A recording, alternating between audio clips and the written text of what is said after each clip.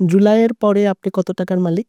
Monthly কস্টটা কোনো রকম manage করে চলি আর কি। আচ্ছা, আপনার বিকাশে একবার একসাথে মনে হয় 92 লাখ টাকা পাওয়া গেছে বা এরকম কিছু একটা। আমার কাছে মনে হয় যে আমার রাজপথের কাজ শেষ, এখন সংসদে যাওয়া উচিত, কথাগুলো সংসদে বলা উচিত। তখন আমি সংসদে যাব ইনশাল্লাহ। বাট ওই সময় আপনি পুলিশের সামনে দাঁড়ায় গেলেন, ভয় লাগেনি যদি গুলি করতো? আমার মনে হইতো যে এই মানে এটাই মনে হয় আমার লাস্ট আব্বা আম্মার সাথে বিদায়। লাভ ম্যারেজ না অ্যারেঞ্জ ম্যারেজ?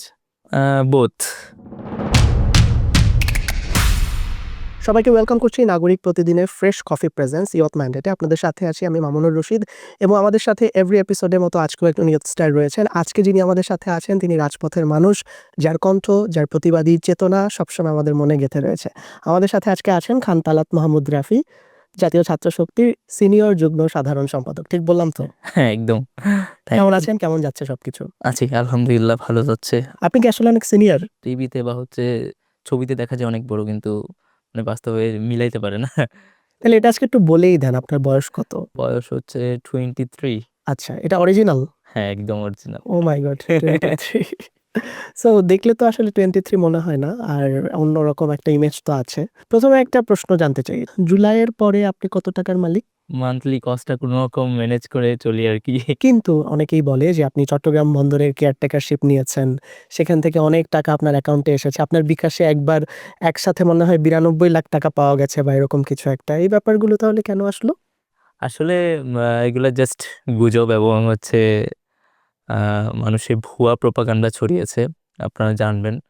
অ্যান্ড যখন এই যে যে সংবাদটার কথা বলছেন, এটা প্রথমে মূলত কোনো সংবাদ ছিল না, এটা একটা ফেসবুক আইডিতে প্রকাশিত হয়েছিল। ফেসবুক আইডিটার নাম ছিল শেখ আবদুল্লাহ। আমার কাছে ডকুমেন্টস আছে, আপনি দেখতে পারবেন। এই যে এটা 24 অক্টোবরে ছড়ানো হয়, তখন এটা নিউজ ছিল না।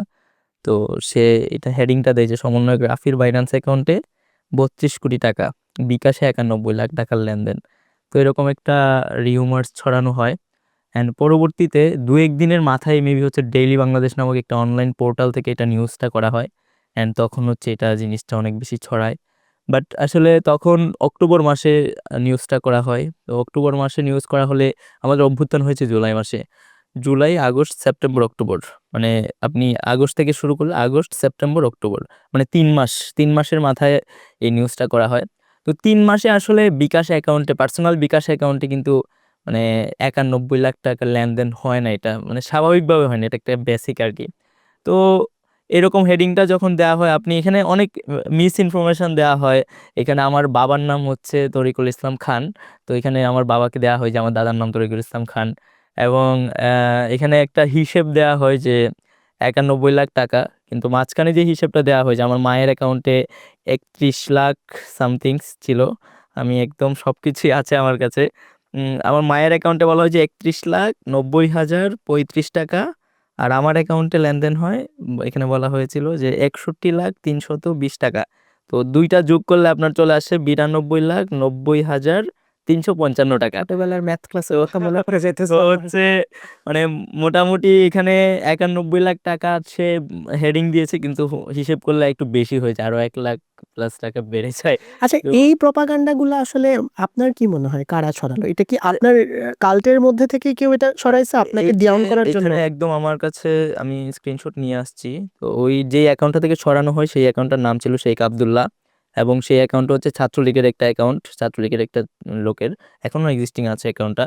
এবং এইটা থেকে ছড়ানোর পরে যেই পোস্টটা সে লিখেছে, এখানে যে ইনফরমেশনগুলো দিয়েছে, জাস্ট কপি পেস্ট করে যে ডেইলি বাংলাদেশে এটা নিউজটা করা হয়। তো হুবহু একদম ফার্স্ট লাইন থেকে একদম শেষ লাইন পর্যন্ত এই পোস্টে যেটা ছিল ঠিক একই লেখাটা ওই নিউজে ছিল। তারপরে আমরা যোগাযোগ করি ইয়াতে, ওই মিডিয়াতে যোগাযোগ করার চেষ্টা করার পরে তাদেরকে জিজ্ঞেস করলাম যে কেন আপনারা এটা ভুল তথ্যটা মানুষের কাছে ছড়ালেন। তারপরে তারা ঘাটাঘাটি করলো, ঘাটাঘাটি করার পরে আসলে এটার কোনো বাস্তবতা, কোনো সত্যতা পায় নাই। সত্যতা না পেয়ে আবার সাথে সাথে সেই নিউজটা তারা ডিলিট করে দেয়। এবং এখানে আছে যে ডেইলি বাংলাদেশ সংবাদের তথ্য ভুল থাকায় দুঃখ প্রকাশ। কিন্তু আসলে দেখেন, একটা নেগেটিভ জিনিস আমাদের দেশে যত তাড়াতাড়ি ছড়ায়, সেটা কিন্তু আপনি যখন ক্লিয়ারিফিকেশন দিবেন সেই সংবাদটা আসলে সব মানুষের কাছে পৌঁছায় না। তো যেটা ক্ষতি হওয়ার এটা তো হয়ে গেছে, একটা মানুষের মাঝে একটা পারসেপশন তৈরি হয়ে গেছে। তো আমার বিকাশের যে অ্যাকাউন্টের স্টেটমেন্ট আমি সেটা মানে অনলাইনে পাবলিক করি, আমি ক্লিয়ারিফিকেশন দিই। তখন আমার 28 এপ্রিল 2024 থেকে 26 অক্টোবর 2024 পর্যন্ত আমার বিকাশ অ্যাকাউন্টে টোটাল লেনদেন হয়েছিল 58,661 টাকা। এটা কিসের সেখানে টাকা? এটা এই এটা তো 58,000 আমার চলার জন্য টাকা লাগে না, এবং অভ্যুত্থান পরবর্তী সময়ে তো আমার নিজেরও খরচটা একটু বেড়ে যায়, আমার সাথে মানুষজন থাকে। তো একটা মানুষের স্বাভাবিক জীবনযাপনের জন্য আপনার এই টাকাটা কিন্তু লাগতেই পারে। আপনি তো ধরেন আপনি বললেন আপনার বয়স 23, আপনি মনে হয় এখন ইউনিভার্সিটিতে পড়েন বা পড়াশোনাও শেষ হয়নি। তাহলে এই যে টাকার সোর্সিংটা এটা কোথা থেকে আসে? যে সেটা দেখেন, যতটা 28 এপ্রিল থেকে অক্টোবর মানে 25 অক্টোবর পর্যন্ত, April, May, June, July, August, September, October, 7 মাস। হুম, হুম। 7 মাসে আমার যদি মান্থলি একটা বিশ্ববিদ্যালয়ের স্টুডেন্টের 7-8 হাজার টাকা, 10,000 টাকা নরমালি খরচ হয়। তো আমার যদি 7 মাসে হচ্ছে মান্থলি 7,000 টাকা করে খরচ হয়, তাহলে 60 সাথে 49,000 টাকা। তো এখানে আমার 58,000 টাকা লেনদেন হয়েছে। এটা আসলে খুবই স্বাভাবিক। অ্যান্ড আমার ফ্যামিলি মেম্বার্স আছে, আমার খরচ দেওয়ার মতো আমার কাছের মানুষজন আছে।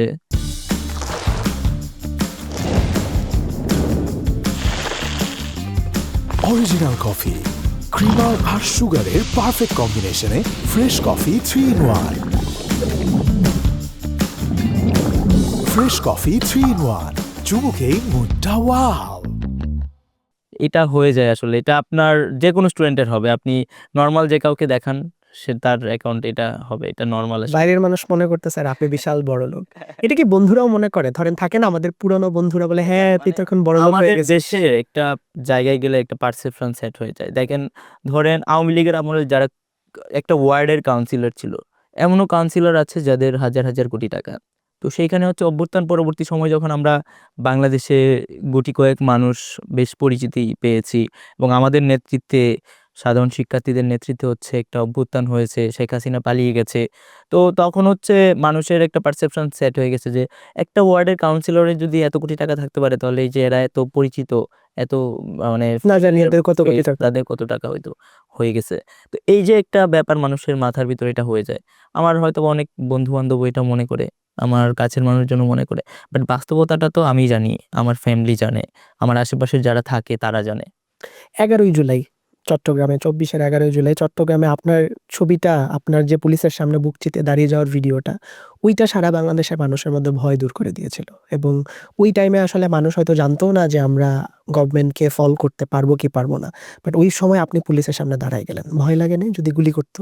আহ আসলে এটা স্বাভাবিক, ভয় লাগাটাও স্বাভাবিক। আবার মানে আন্দোলনে যখন আপনি একটা আন্দোলনে চলে যাবেন বা একটা মুভমেন্টে আপনি যখন ফেস হয়ে যাবেন, তখন আপনারও অনেক সিদ্ধান্ত ভেবেচিন্তে নিতে হয়। তো আমার ক্ষেত্রে যেটা হয়েছিল, আহ, চট্টগ্রাম তো বাংলাদেশের একটা গুরুত্বপূর্ণ জায়গা আমি মনে করি, এবং এটা বন্দর নগরী, বাণিজ্যিক বাণিজ্যিক রাজধানী। রাজধানী। তো বাণিজ্যিক রাজধানী চট্টগ্রাম, এটা অবশ্যই একটা ইম্পর্টেন্ট জায়গা। তো যখন আমাদের আন্দোলন চলছিল, আমি 3 তারিখ অথবা 4 তারিখ আমরা হচ্ছে চট্টগ্রাম বিশ্ববিদ্যালয়ের 1 নম্বর গেট অবরোধ করি। তখন আমি একটা বক্তব্যে বলেছিলাম যে আপনারা যতদিন পর্যন্ত আমাদের দাবি পূরণ না হবে, ততদিন পর্যন্ত রাজপথ ছাড়বো না। প্রয়োজনে হচ্ছে নিজেকে পেট্রোল দিয়ে জ্বালায় শেষ করে দিব, কিন্তু রাজপথ ছাড়বো না। আমি আপনাদেরকে কথা দিচ্ছি।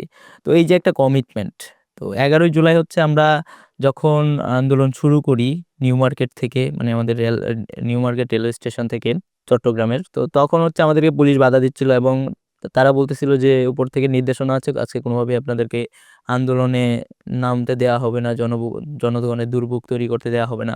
তো আমরা বললাম যে আমরা মিছিল করব, মিছিল করে আমরা চলে যাব, আমরা বাট আমরা রাজপথে আজকে নামবো। তো আমাদের ডিসিশন ছিল যে যেমনি হোক আমরা রাজপথে আজকে থাকবো, সেটা যেভাবেই হোক। তো আমাদেরকে প্রথম বাধা প্রদান করে, আমরা তখন 200-250 মানুষ ছিলাম। তো আমরা ব্যারিকেড ভাঙার পরে টাইগার পাস মোড়ে যাই। সেখানে আরো পুলিশ এনে আবার ব্যারিকেড দেওয়া হয়। সেখানে ধরেন 300-400 পুলিশ ছিল, আমরা স্টুডেন্ট ছিলাম 200-250। মানে পুলিশের থেকে আমাদের সংখ্যাটা একটু কম ছিল। তাও আমাদের কিছু বোনেরাও ছিল। তো আমরা হচ্ছে একটা সময় মানে আলোচনা করতে করতে এক সময় হচ্ছে আমরা ব্যারিকেড ভেঙে দিই। মানে পিছন থেকে ফোর্স করে আমরা ব্যারিকেড ভেঙে দিই, এবং পুলিশে তখন আমাদেরকে এলোপাথারি মারে। আমাদের বোনেরা অনেকেই আহত হয়। যতগুলা বোন ছিল, বোনদেরকে মানে পুলিশে পিটায় অবস্থা খারাপ করে দেয়, আমাদের অনেক সহযোদ্ধারা আহত হয় এবং আমরা 60-70 জন মাইর খেয়েও হচ্ছে জুতা টুতা হারায় গেছে সব মাইর খেয়ে আমরা 2 নম্বর গেটের দিকে রওনা দিই, মিছিল করতে করতে যাই দৌড়াইতে দৌড়াইতে এবং পিছন থেকে পুলিশ আমাদেরকে ধাওয়া করতে থাকে। তো যখন আমরা 2 নাম্বার গেট পর্যন্ত যাই তখন হচ্ছে সামনে থেকে আমাদেরকে পুলিশে ধাওয়া করতেছে, পিছন থেকে পুলিশে ধাওয়া করতেছে। তো তখন সেই সিচুয়েশনে আসলে মানে সবাই, আমরা তো 60-70 জন ছিলাম, সবাই হচ্ছে দৌড়াদৌড়ি শুরু করছে, যে যেভাবে পারতেছে পালাচ্ছে। তো আমিও দৌড়াচ্ছিলাম। তো দৌড়াইতে দৌড়াইতে আমার মানে মনে হচ্ছিল যে আসলে আজকে যদি আমরা চিটাগাংয়ের রাজপথ থেকে চলে যাই, ফিরে যাই, তাহলে হয়তোবা ভয়ে আর কেউ এই রাজপথে এসে দাঁড়াবে না, চট্টগ্রামের আন্দোলনটা আজকেই শেষ হয়ে যাবে। এইটা যেমন চিন্তা হচ্ছিল, একইভাবে চিন্তা হচ্ছিল যে আমি তো কথা দিয়েছিলাম যে আমি রাজপথ ছেড়ে যাব না, তাহলে তো আমি আমার কমিটমেন্ট রাখতে পারতেছি না, আমি তো কথা রাখতে পারতেছি না। তো অনেক নানান চিন্তা ভাবনা করে আমি ভাবলাম যাচ্ছে আমি একা হইলেও দাঁড়াই, দেখি কি হয়। তখন আসলে মানে ভয়টা কোনো মানে মাথায় আসে নাই, ওই কাজটা করতেছিল না।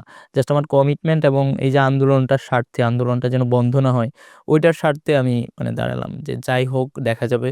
তো দাঁড়ানোর পরে আমি জাস্ট আমার আব্বা আম্মার কথা মনে হচ্ছিল, বাবা মা ওই ভিডিওটা দেখার পরে বাবা কি মার কি বলছিল? হবে।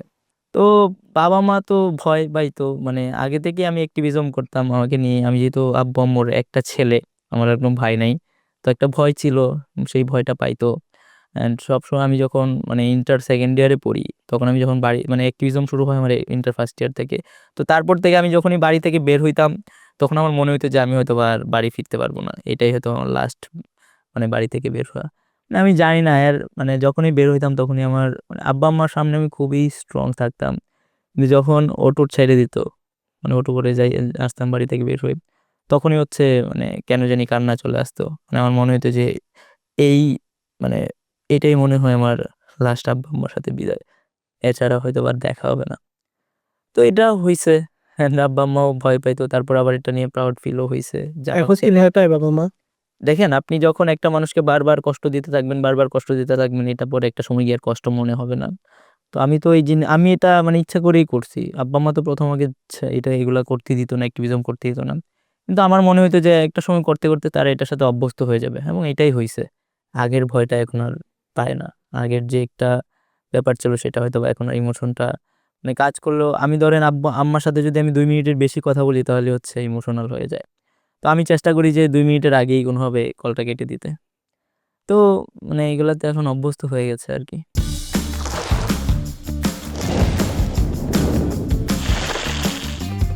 অরিজিনাল কফি, ক্রিমার আর সুগারের পারফেক্ট কম্বিনেশনে fresh coffee 3-in-1। Fresh coffee 3-in-1, চুমুকেই মুডটা ওয়াও। আসলে সব বাবা-মারই তো মানে সন্তানদের প্রতি আলাদা একটা টান থাকে, দরদ থাকে, যেটা প্রত্যেক মা-বাবারই প্রত্যেকের মানে সন্তানের প্রতি আছে। সেটা আমার মা-বাবারও আছে। এখন আমি যেহেতু একটা ছেলে, সেই জায়গা থেকে আমার প্রতি টেনশনটা বেশি থাকে। তো দূরে থাকি বাড়ি থেকে, কখন কি হয়ে যায় বলা তো যায় না। এমন একটা কোনো কথা যেটা বাবা মাকে হয়তো কোনোদিন বলতে চায়ও বলতে পারেন না, আজকে ক্যামেরায় বলে দেন, বাবা মা দেখবে এটা। আমি আমার আব্বা-আম্মারে অনেক ভালোবাসি, যেটা আমি কখনো সামনাসামনি এখন পর্যন্ত বলতে পারি নাই। আমার আব্বারে অনেক ভালোবাসি। আমার আব্বা অনেক সরল সহজ, মানে সরল সোজা একটা মানুষ। তো মানে আব্বা অনেক কিছু বোঝে না। আমি আমার আব্বাকেই সবসময় ফলো করছি। আমার আব্বাকে আমি দেখছি, দেখে, দেখে বড় হইছি। তো আমি আমার আব্বাকে যে এত ভালোবাসি এটা আমি কখনো আমি আব্বাকে বলতে পারি নাই। আম্মাকে হয়তোবা মাঝে মধ্যে বলছি বা আকারে ইঙ্গিতে বুঝাইতে পারছি, কিন্তু আব্বারে আমি এটা কখনো মানে বলতে পারি নাই, বুঝাইতে পারি নাই। তো আমি আমার আব্বু-আম্মুকে অনেক ভালোবাসি আরকি। এটা সব সন্তানরাই হয়তোবা বাসে, আমিও বাসি। কিন্তু এটা বলা হয় নাই কখনো। না, আব্বু আম্মু দেখবে এটা। সো পলিটিক্যাল থেকে ইমোশনাল অনেক আলাপ হয়ে যাচ্ছে, একটু ইউটার্ন নেই এবার। সেটা হচ্ছে, রাফি তো বললো যে 23 বছর বয়স মাত্র রাফির, তো এমপি ইলেকশন করতে তো এখনো বয়স এলিজিবল না, আরো মনে হয় 2-3 বছর সময় লাগবে। হ্যাঁ, আরো সো নেক্সট ন্যাশনাল ইলেকশনে কি রাফিকে আমরা এমপি ক্যান্ডিডেট দেখবো নাকি চিটাগং থেকে? আহ এটা আসলে সময় বলে দিবে। যদি আমার কাছে মনে হয় যে আমার রাজপথের কাজ শেষ, এখন সংসদে যাওয়া উচিত, কথাগুলো সংসদে বলা উচিত, তখন আমি সংসদে যাব ইনশাল্লাহ। অ্যান্ড আমি মনে করি যে আসলে মানুষের জন্য কথা বলতে, দেশের জন্য কাজ করতে সবাইকে সংসদে যাইতে হয় না। মানে সবাই যদি সংসদে চলে যায় তাহলে রাজপথে কে থাকবে?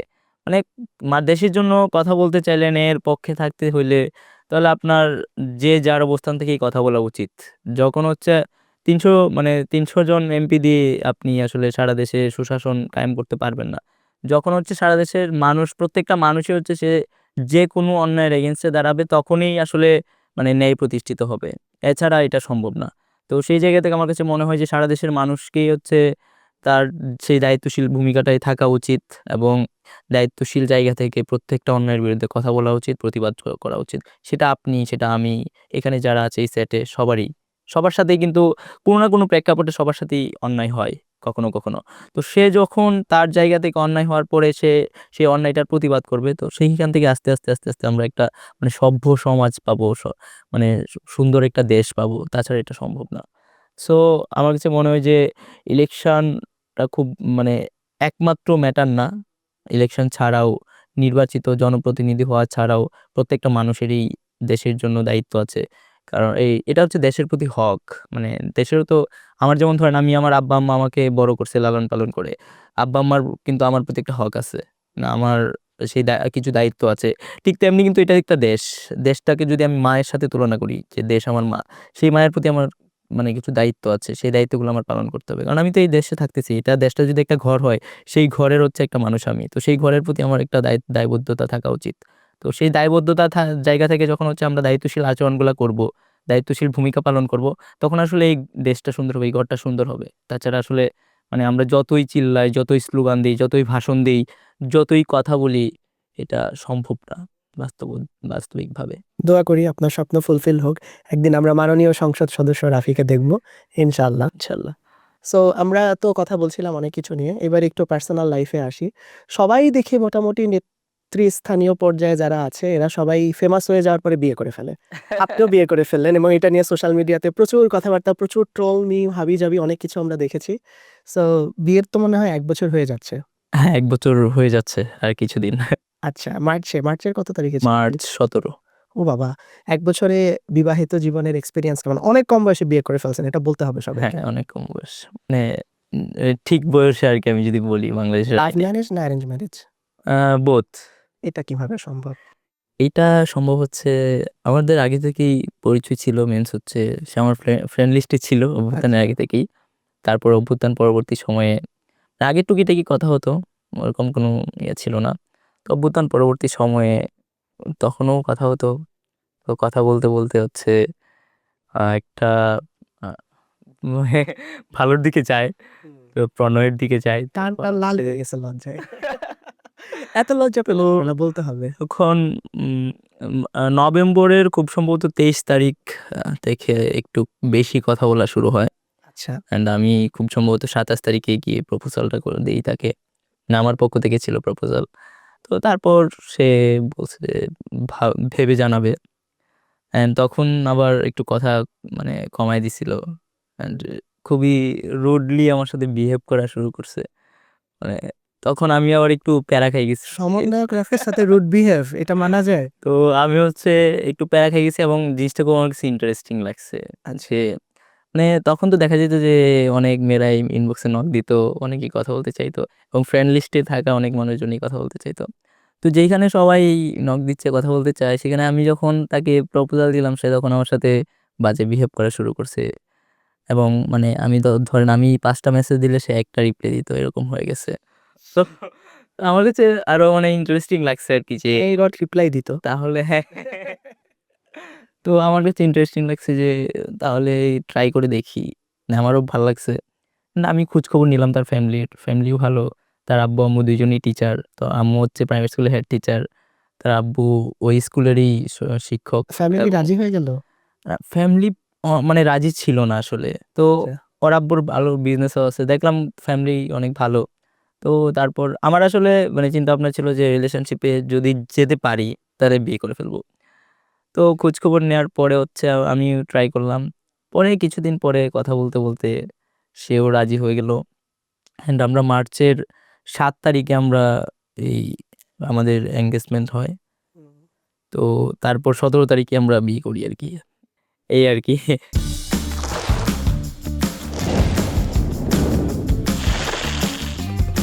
অরিজিনাল কফি, ক্রিমার আর সুগারের পারফেক্ট কম্বিনেশনে fresh coffee 3-in-1। Fresh coffee 3-in-1, চুমুকেই মুডটা ওয়াও। এবার সবাই ওয়েট করতেছে বিয়ের পরের গল্প শোনার জন্য। বিবাহিত জীবনটা কেমন? মিষ্টি, টক না ঝাল এটা একটু বলেন না। এটা সবাই জানে। এটা আসলে সবকিছু মিলাই ঝিলাই থাকে আরকি। ঝগড়া হইছে কতবার? এটা একটু শুনি। এইটা আসলে মানে রেগুলার রুটিন। প্রতিদিন ঝগড়া হয়? মানে প্রায়ই হয় আরকি। বাট মানে আমি চেষ্টা করি যেন না হয়। সেও চেষ্টা করে যেন না হয়। So sweet of you. আমার শোয়ের একটা স্পেশাল কোয়েশ্চেন আছে যেটা আমি সব গেস্টকেই মোটামুটি করি। আপনাকেও করতেছি। ৪ টা রিঅ্যাক্ট, হ্যাঁ? Love react, care react, angry react, haha react. ৪ টা রিঅ্যাক্ট আপনার ৪ জনকে দিতে হবে। যেই ৪ জন হচ্ছে আপনার অপোনেন্ট কাল্টের। মানে আপনার কাল্টের কাউকে আপনি দিতে পারবেন না। এনসিপি বা এই সাইডের কাউকে আপনি দিতে পারবেন না। অপোজিশনে দিতে হবে। সেটা ছাত্রদল হতে পারে, বিএনপি হতে পারে, যে কেউ হতে পারে। আচ্ছা। Any 4 people. সো ফার্স্ট এ শুরু করি লাভ রিঅ্যাক্ট। লাভ রিঅ্যাক্ট। লাভ রিঅ্যাক্ট আমি দিব হচ্ছে আমাদের বাবর ভাইকে। লুৎফুজ্জামান বাবর। আচ্ছা, কেন? মানে তার আসলে স্ট্রাগলিং লাইফটা আমি তো আমার বাড়ি তো নেত্রকোনায়। হ্যাঁ, মানে তার আসন আর আমার আসন একই। আচ্ছা। তো সেই জায়গা থেকে আমি ছোটবেলা থেকে বড় হইছি তার গল্প শুনে। মানে আমাদের একজন বাবর ভাই আছে যে এলাকার জন্য অনেক কাজ করছে। বাট সে তখন জেলে। আমরা তো ছোটবেলা ধরেন এই আওয়ামী লীগের পর একটা রেজিম তো আমরা ছোট থেকে বড় হইছি যে দেখে আসছি। তো তার ফ্যামিলি সারভাইভ করছে। সে নিজে হচ্ছে ১৭ বছর জেলে ছিল। তো সেই জায়গা থেকে হচ্ছে তার প্রতি আমাদের একটা মানে ভালো লাগা আছে, সিম্প্যাথি আছে। এই আরকি। তো সেইজন্য হচ্ছে তার গল্পগুলা খুব কাছে থেকে শোনা হইছে। নিজের এলাকার মানুষ। সেই হুম। ক্ষেত্রে হচ্ছে তার গল্পগুলো আমরা খুব ভালোভাবে জানি। অ্যান্ড সে এলাকার জন্য ভালো উন্নয়ন করছে। Care react? আ কেয়ার রিঅ্যাক্ট হচ্ছে আমি তারেক রহমানকে দিব। কেন? আ উনি হচ্ছে এখন আমাদের বাংলাদেশের প্রধানমন্ত্রী। তো তার উপর অনেক কিছু ডিপেন্ড করছে। বাংলাদেশ বাংলাদেশ ডিপেন্ড করছে তার উপর। তো সে আসলে যেভাবে চালাবে সেভাবেই দেশ চলবে। তার প্রত্যেকটা সিদ্ধান্তই গুরুত্বপূর্ণ। দেশের জন্য, দেশের মানুষের জন্য। Thirdly angry react. Angry react হচ্ছে এটা আসলে দিতে হইলে অনেকজনকেই দিতে হয়। তো আমি মানে এটাকে ওদের জন্যই দিব যারা আসলে বুঝে না যে কিসের মাধ্যমে তারা এখন সরকার গঠন করছে, কিসের মাধ্যমে নির্বাচন হইছে, কোন কারণে আসলে এখন তারা এমপি হইছে, মন্ত্রী হইছে। যারা আসলে এই যে অভ্যুত্থানটাকে এখনো ফিল করতে পারে না তাদের প্রতি। হাহা রিঅ্যাক্ট লাস্ট। এইটা মির্জা আব্বাস ভাইয়ের প্রতি। সো এমন একটা সিক্রেট বলেন রাফির যেটা কেউ জানে না। আজকে বলে দেন। আমি সবসময় হচ্ছে একটু মুক্তমনা ছিলাম। অ্যান্ড আমি চাইতাম যে আমি বিজনেস করব। বিজনেস করে আমি হচ্ছে আমার লাইফটা সাজাবো, গোছাবো। আমি বিজনেস করে চলবো। অ্যান্ড প্রচুর আমি ঘুরবো। আমি প্রচুর ঘুরতে পছন্দ করি। তো আমি এমন একটা বিজনেস করব যেটা হচ্ছে ধরেন আমি কোথাও পাহাড়ে ঘুরতে গেছি, সেখানে বসে আমি এটা অনলাইনে আমি কন্ট্রোল করতে পারতেছি। এবং আমি ধরেন হচ্ছে সাগরে ঘুরতে গেছি, সেখানে গিয়ে আমি এটা করতে পারতেছি। না আমার হচ্ছে এরকম কিছু চাইতাম আরকি সবসময়। আশা রাখি আমি একবার তো এখনো এর পলিটিক্স জন্য এ গেলে কি আর অন্য কিছু করা যায় বিজনেস? এখন ধরেন আমি যেটা মনে করি যে পলিটিক্স কোনো প্রফেশন হইতে পারে না। এটা পলিটিক্স করবেন আপনি দেশের মানুষের জন্য, দেশের জন্য। আপনার পলিটিক্সের পাশাপাশি কিছু একটা থাকা উচিত। যেটা দিয়ে আপনি মানে নিজে চলবেন, সংসার চালাবেন। লাস্টলি আপনার সোশ্যাল মিডিয়া রিলেটেড একটা কোয়েশ্চেন করে শো সাইন আউট করব। আপনি রিসেন্টলি আমাদের দেশে যে ধর্ষণের ঘটনাগুলো হচ্ছে সেগুলো নিয়ে দেখলাম রেগুলার অ্যাক্টিভিজমে পোস্ট করছেন, প্রতিবাদ জানাচ্ছেন হুইচ ইজ গুড। এটা নিয়ে একটু বলবেন এক। আর দ্বিতীয়ত আপনি রিসেন্টলি একটা পোস্ট করেছেন যে হাদি ভাইকে কেন মরণোত্তর স্বাধীনতা পুরস্কার দেওয়া গেল না। তো এটা নিয়ে অনেক সমালোচনা হয়েছে দেখলাম কমেন্ট বক্সে অনেক কথাবার্তা হয়েছে। প্রথমটা এটাই একটু ক্লারিফাই করেন। আপনার কেন মনে হয় তাকে মরণোত্তর স্বাধীনতা পুরস্কার দেওয়া উচিত? দেখেন একটা মানুষ এই যে তার সংগ্রাম, তার প্রত্যেকটা ভিডিও কিন্তু এখন মানে মানুষের সামনে আসতেছে। যার চিন্তাভাবনা দেশ নিয়ে, সুন্দর চিন্তাভাবনা তার এই এত অল্প দিনের মধ্যেই সে যে এত আলোচিত, সে তো পলিটিক্স করতে চাইছে, দেশের মানুষের জন্য কাজ করতে চেয়েছে এবং সে সংগ্রামটা করেছে। অভ্যুত্থান পরবর্তী সময়েও সে তার সংগ্রামটা জারি রেখেছে এবং তাকে কি করা হইল? গুলি করে মেরে ফেলা হইল। মানে তো সবকিছু মিলায় যদি আপনি চিন্তা করেন ওভারঅল সেইটার আসলে দাবিদার ছিল। যে আপনারা একটা প্রশ্ন করছেন হচ্ছে হ্যাঁ। এই ধর্ষণ। তো আপনি দেখেন যে ইদানিং দর্শনটা বেড়ে গেছে। আমি এই আপনার শোতে আসার আগেও একটা ফেসবুকে পোস্ট করে আসছি। এটা হচ্ছে আমাদের নেত্রকোনায় জাস্ট হচ্ছে ৯ বছরের একটা শিশুকে ধর্ষণ কইরা ধর্নায় মানে হচ্ছে যে রেলিং থাকে না উপরে বাসার, এটা আমাদের আঞ্চলিক ভাষায় নেত্রকোনায় ধর্না বলে। ধর্নার সাথে ঝুলায় রেখে গেছে উলঙ্গ অবস্থায়। তো তার মায়ের বক্তব্যটা এরকম ছিল যে, "আমার মেয়েরে ভাত বাইরা দিয়া ছাগল আনতাম গেছিলাম। ঘরে কেউ ছিল না। যাওনের সময় পাশের দোকানে থেকে ৩ টা ছেঁড়ারে মানে দেইখা গেছিলাম। পরে ফিরে আউনের সময় তারারে আর পাই নাই।" আমি ঘরে গিয়া মানুষও আমার মাইয়াডারে ধন্না থেকে নামাই, আমার ছোট্ট শিশুটার সাথে যারা এই কাম করছে আমি তার মানে তার আর ফাঁসি চাই। ধরেন এই যে এত ধর্ষণ হইতেছে, কয়টা বিচার হয়েছে? আসিয়া ধর্ষণ হয়েছিল, মনে আছে আপনার? অনেক দিন আগে। মনে আছে। আমিনা নামের একটা মেয়ে ধর্ষণ হয়েছে, এটার বিচার পাই নাই।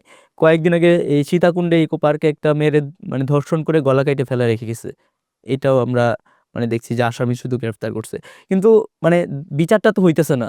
আপনি একটা ধর্ষকরে ফাঁসি দেন, দেখবেন কালকে বাংলাদেশে ধর্ষণ কমে যাবে।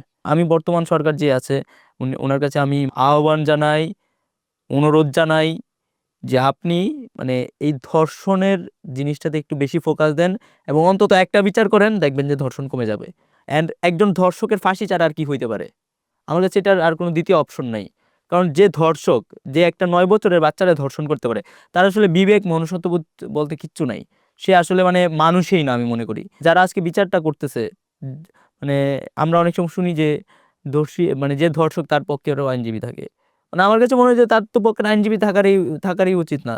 যে আইনজীবী তাকে তাকে আমার মন চাই কোয়েশ্চেন করতে, যে আপনার মেয়েটা যদি ধর্ষিত হইতো তখন কি আপনি পারতেন এই ধর্ষকের পক্ষ নিয়ে কথা বলতে?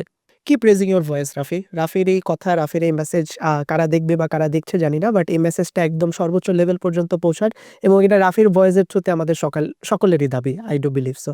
আজকের মতো সাইন আউট করছি ইয়ত ম্যান্ডেট থেকে। ইয়ত ভয়েসদেরকে নিয়ে এভরি এপিসোডে হাজির হয়ে যাচ্ছি। দেখা হচ্ছে নেক্সট কোনো এপিসোডে। Till then stay tune with Nagarik প্রতিদিন।